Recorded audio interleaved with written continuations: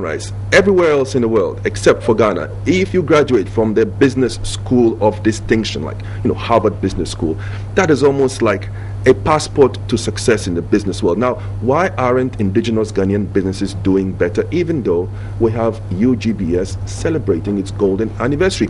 Well, that and other questions are going to be asked and hopefully answered right about now. And if you have something, some thoughts, some feelings, some comments, maybe you just want to be a member, maybe you want to be a student, maybe you want to be part of the celebration, whatever it is, whatever is in your mind, whatever is on your heart, share it with me and with my guest by simply expressing it via a post to the TV3 Sunrise page on Facebook. Good morning, madam. Good morning, Doc. How are you doing? Thank you. So you heard my intro. UGBS, golden anniversary, Maiden International Conference, business and development. It sounds wonderful.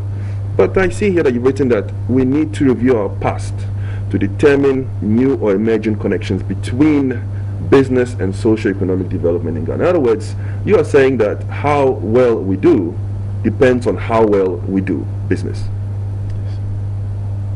That is absolutely true. Business has a role to play in our development, in our society, in environmental protection.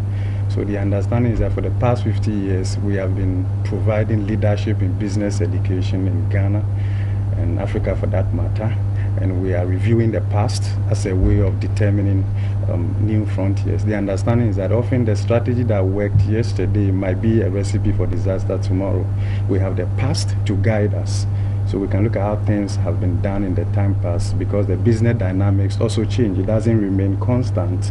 So it's important then to review the past as a way of determining new directions, new strategies of coping with the dynamics of the business environment.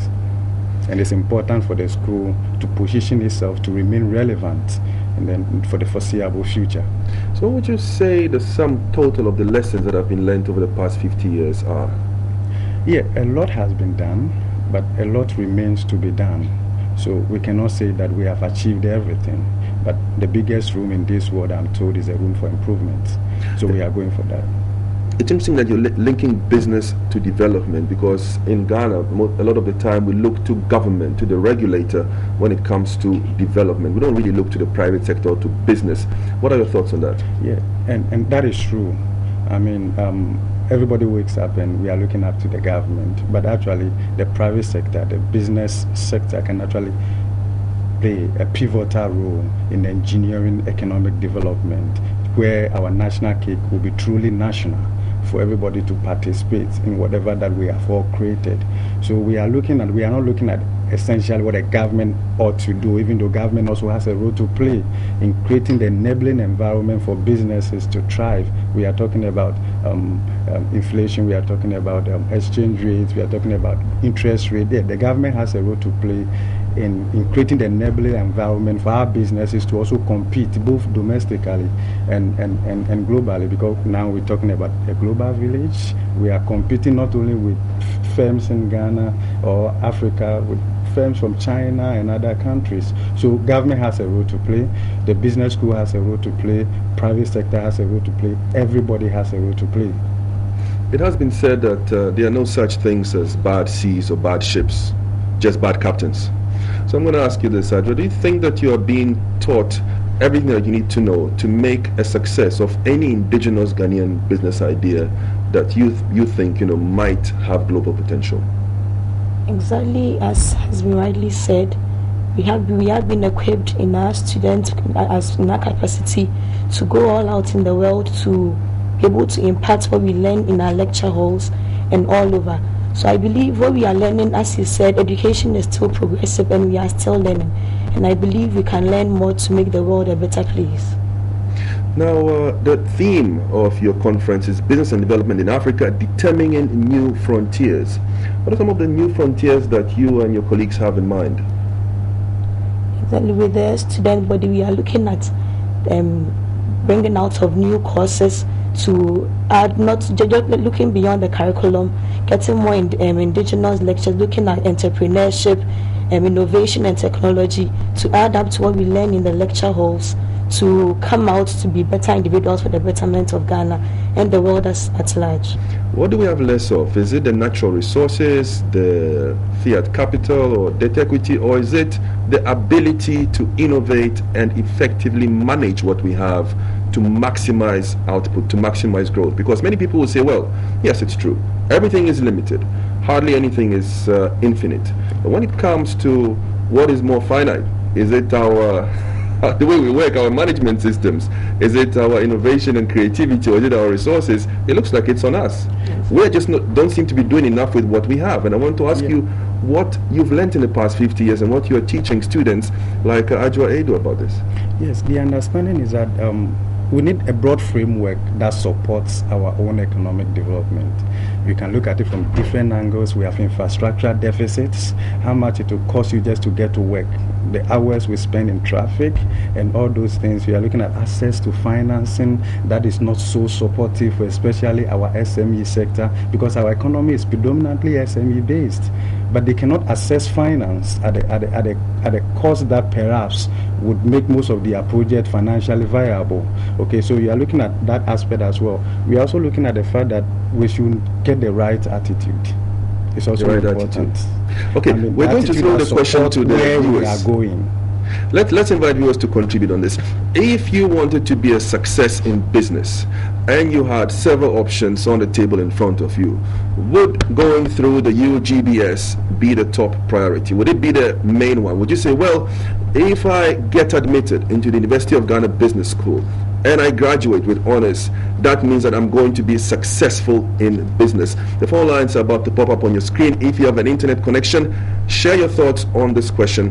What is the relevance of a business education when it comes to business success? And how would that link to our wider development as a society, as a community, perhaps as your family? Well, in a family context, it's easy to understand how the success of an individual business person can affect the fortunes of their immediate family.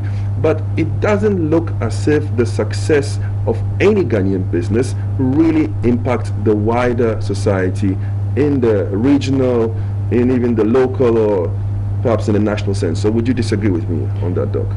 I will, to some extent, because those who have been successful, they pay taxes, and the government have access to that money to develop the entire country. We may not see the benefit directly, but in a number of ways they employ other Ghanaians who also take care of their families in that order. They also provide leadership to the younger generation. We look up to them and they learn a lot from them. In addition to regular courses like she talked about, we organize public lectures as well, and even on Friday there will be one at the British Council being funded by the school, and essentially is on employment generation in Ghana, challenges, and the lecture will be given by one Dr.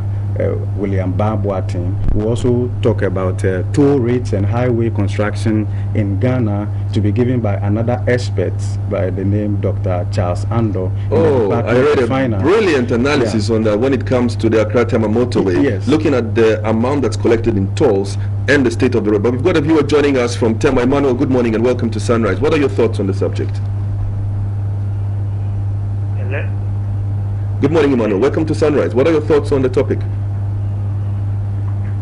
Hello. I'm Emmanuel from Tema. Okay, for the third time, good morning, Emmanuel.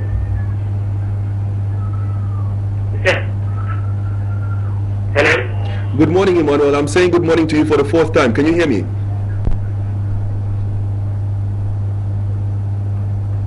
Okay. Bye-bye. Okay, bye. Well, where is Kweku Sechado when one needs him? I wish you were in the studio like every day when I try to make calls and they don't go through. Okay, the number is still up on the screen. We are talking about the relevance of a business education when it comes to being a success in business and how that could possibly translate to the benefit of a wider society. I'm truly intrigued by the fact that you chose a service sector provider as your model and your mentor rather than manufacturing or industry or even mining or raw material exploitation. Why? Why the service industry? Well, I looked at my personality and how how I am, and I chose the career path I want to go through. Look at the various sessions they have taken us through in our school, and by my personal research, I realized that I am more a people-oriented person, and I believe the service area would be a better place for me. That's why I went in for human resource management. Human resource management. It has been said by many observers that there are two major frontiers worldwide, and Ghana is no exception, when it comes to growth and development. One is gender, the other one is IT or ICT. We have a brand new nominee for the Ministry of Communications, which oversees the ICT sector in Ghana, and this nominee happens to be a woman. What would you expect from someone who combines gender activism, and has the opportunity to help build the ICT sector of Ghana for the benefit of business men and women such as yourself? I believe the matter of gender shouldn't really be a problem, based on what the person can learn and how the person can be of benefit to society. So being a woman or a man doesn't limit your ability to learn something, to be able to, as you said, a woman being able to manage the ICT sector or something. She is a woman, all right, but could still learn and be of benefits there. So it's up to you and how best you can better yourself and be of benefit to society. That's not what I meant. What I'm talking about is this. When we look at traditional gender roles, and when we come down to the level of our education, lower than yours, in primary, at the secondary level, there are certain subjects that are traditionally considered as being male. And it looks to me almost as if ICT is joining towards the male. Yes. I think that there's a huge potential for us if we are able to combine gender and ICT. And I think that it would really work well in the service sector as well. What are your thoughts on that? Well, as you rightly said, it would be a good idea to combine the gender with the ICT sector. And I believe it's a good tool to get more ladies on board who are sort of stereotyped towards learning ICT math, because we are saying it's mainly dominated by the male sector. Hello. It would be a very great platform to make people learn, especially ladies, to be of benefit to society as well. Okay, I believe we have another caller calling us from Bolga. Good morning. Yeah, good morning. Good morning, sir. Good morning. How are you? Very great. What are your thoughts on the topic? Yeah, I can barely hear you well. You can barely hear me. Should I speak up? I said, good morning, welcome to Sunrise. What are your thoughts on the topic? Okay, I really want to congratulate the lady and the gentleman for really tackling salient issues regarding business education in Ghana. But the problem we have now is that the business education sometimes is not tailored towards practical implementation of business ideas. We have people who can talk a lot about business strategy. They can really talk the talk, but when it comes to walk the walk, it becomes a problem. Okay, I love that. From Bolgatanga, congratulating you on talking the talk, criticizing you on not walking the real walk. What would you say to that, Doc? That's interesting. In academia, we can do the talking alone, but we have to do the walking together. All of us, including the gentleman who just called. When it comes to walking the talk, we need businesses, we need partnership, we need everybody on board, we need the government, we need those in academia as well, even in the development of the curriculum as well. So we need everybody on board. Yes, I can stand in the class alone and do the talking, but when it comes to the walking, we have to do the walking together. We are there to support our students. We have constant touch with them as well. Whatever challenges they are having at the workplace, we encourage them to bring it to academia. We partner, we do research into that. If you look at the conference, we are getting a lot of submissions, even from people in industry. So we are looking at how to explore the many challenges that businesses are facing and how we can be of help, not only producing graduates, but we also get out there through publishing as well. We also get to understand the business dynamics better, because we use the data from industry, we talk to them, we interview them, we administer questionnaires to them and all of that. So yes, as long as there's a problem, we cannot say we have done so well. There is still a lot more that has to be done, and we'll need the collaboration of everybody. That is why the UGBS has opened its doors to the entire public, even through this conference and many public lectures that, look, come. We need you as much as you also need us, such that we can make business education much more relevant to society, much more practical in a manner that a lot more people would expect. And we are also encouraging businesses to grant opportunity to our students to have internship with their companies, even if they will not be paid. It helps them also to actually internalize to many of the things that we teach them in the school, in the classroom. So it's important. Connecting the classroom to the street. Adwa, let me ask you a blunt question. Supposing I introduced you to a woman that fries kelewele or that cuts up vegetables and serves them to customers in takeaway parks, or sells cooked food or makes covers. Would you be able to make this micro-entrepreneur into a national or perhaps even an international brand over, say, 5-10 year period with the knowledge that you've gained at UGBS? Do you think that you have what it takes to really take a good business idea that, some entrepreneurship, proven output, and grow it? Exactly. Exactly? Exactly. Because as we are taught a totality of not just learning, but we are given the practical aspect as well. So I believe it's all about innovation, entrepreneurship. So we could have, let's take the example of cocoa cane. It's just normal porridge you see people selling around, the Tom Browns, the wheat and all that. The person has been able to come out in a better way to come out to sell to the people. So I believe it's not just someone who could roast corn, a kelewele seller, as you said, with the idea I have in my fundamentals of entrepreneurship, with my business finance, with many others. I believe I could come out with, especially with my principles of marketing, there are many ways I can look up to bringing this kelewele seller to something of a high class. Interesting. Exactly. Well, come back to that. Asante has been holding on. Good morning, Asante. Good morning, sir. Yeah, thank you for holding on. You're welcome to Sunrise. Yes, thank you. I'd like to participate in the program and like the doctor. Thank you for appearing on the program. However, what I would like to say is that business UGMS should help the country by changing the little things that they can do. Doctor knows that not all the strategy and those kind of things that we learn from the business school that makes us a successful businessman. The right attitude and little things. I'm happy he said that they do organize conferences, lectures, and other things. And the businessmen, the right and the successful businessmen will tell you that the basic things that make you a successful businessman is not what we find in the book. The right time to go to work, staying early or going to closing late, the little things, our relationship at the workplace, and those kind of things, and the right mentality. And now, the business should also tell the students that you should not expect that you come from business UGBS and therefore responsible. The friendship mentality. This wasn't a business school student, was it? No. My own social media. Sorry.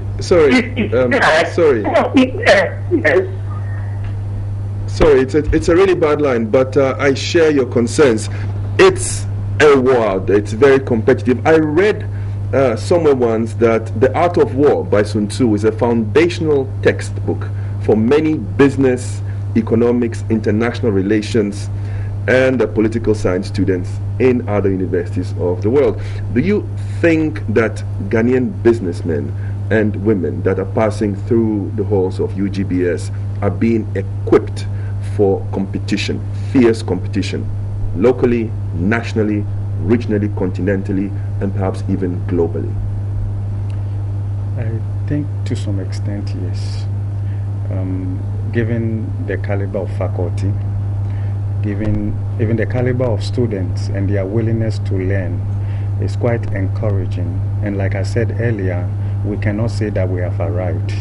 We have serious competitors, and we need to improve every now and then to remain quite relevant. And we know the good thing is that we are not ignorant. We know, and we are determined to make the right changes and involve the businessmen and businesswomen, involve industry, because we cannot be at the school in isolation. We need them. We need to maintain that constant touch. And I was also glad he talked about the right attitude. It's important. You may have the best qualification, you may even attend Harvard and the rest of them. If you don't have the right attitude, you may not succeed. To make up for that, once in a while, we organize this public lecture, seminar, interaction with industry, where students can actually get some of this attitude or traits from those who have made it. They might have not attended the big schools and the rest of them, but you know something, they have something to offer.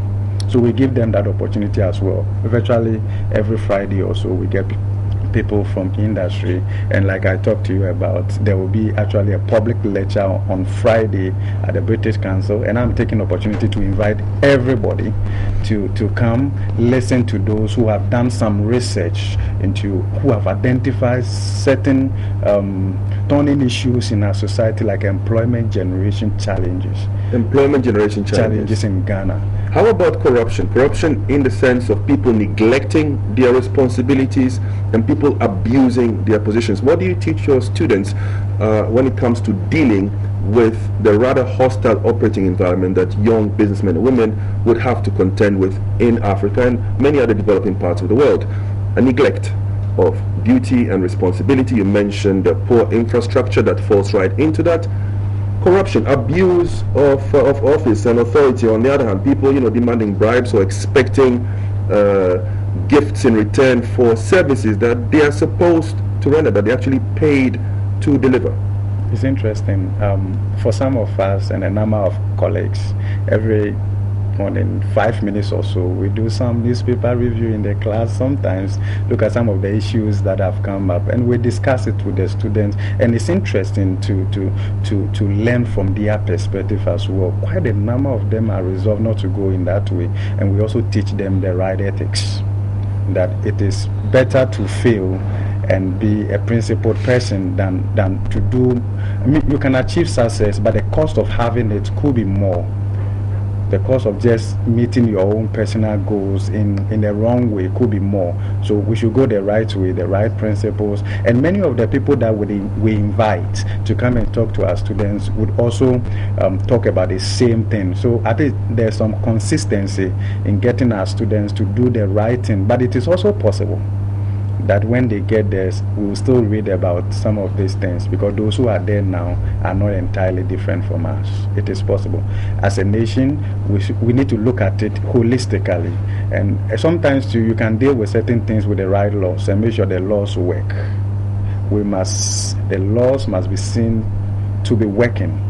That way, sometimes you would not steal, not because it is just by your nature that you will not steal, but it is just because if you do so, you will not be allowed to go scot-free. So you won't do it. The laws are there. Let's implement them. Let's make sure that the law is bigger than everybody as it's supposed to be, and let's do the right thing. Let's leave a legacy so that when our grandchildren come one day, they will be happy that we came first. Well, that's some very interesting posts coming from our viewers. Shabashi Donatus Mawo says, business is found in every society. Everyone must be business-minded to survive in life. And he's writing from the UGBS campus, talking about survival. Oh, I've been talking about growth. Okay, well, I suppose it starts with survival. Daniel Ferguson says, I think he's talking about our big grammar, says we should work more. We need more work to be done. He says, we like speaking big grammar too much.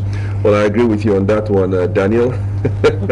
Joseph Waji says, Eric, good morning to your guest. You want to find out why the systems are not in place to guide young business leaders with finance and other forms of support, and also most businesses thriving in Ghana for people who didn't graduate the business school. Why? Well, I tried to ask that question in not so many words, but thank you very much for your contribution. Last word goes to you, Ajo. What do you think the top 3 qualities of a locally working yet globally minded female CEO are or should be? I think it should be hard work. The person should be hardworking, persistence, and should have integrity. Isn't that 99% of all women in Africa hardworking, persistent, and with a lot of integrity? That means every single Ghanaian and African woman, has what it takes to be a good CEO, even without going through the UGBS. I beg to differ about that. We do not have everyone being hardworking. They are very rare traits: being hardworking, persistent, and being a person of integrous character. They should be the 3 foundational traits for a female CEO. Okay, hard work, persistency, and integrity. Yes. All right, I like that. Well, I've been speaking to Ajo Edoshi, the JCR president of UGBS, and Dr. Gottfried Bokpin is a senior lecturer, Department of Finance. Your thoughts, I think, have been much better than mine. Thank you very much for your contributions.